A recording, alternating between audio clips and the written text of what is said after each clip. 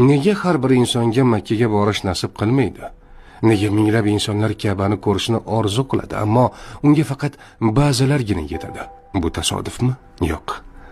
Bu Allohning tanlovidir. Olimlar aytishadi, Allohning uyiga faqat uning o'zi taklif etgan bandalar kiradi. Makka turistik joy emas, bu yaratuvchining uyidir. U yerga faqat ruxsat etilganlargina boradi. Qarang, qancha odam pul to'playdi, hujjatlar tayyorlaydi, ammo oxirgi paytda hammasi bekor bo'ladi.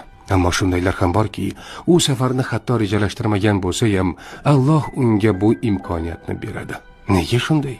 Chunki Alloh qalblarini tanlaydi. Payg'ambarimiz sollallohu alayhi vasallam aytganlar: Umra qiluvchi ziyoratchi Allohning mehmonidir.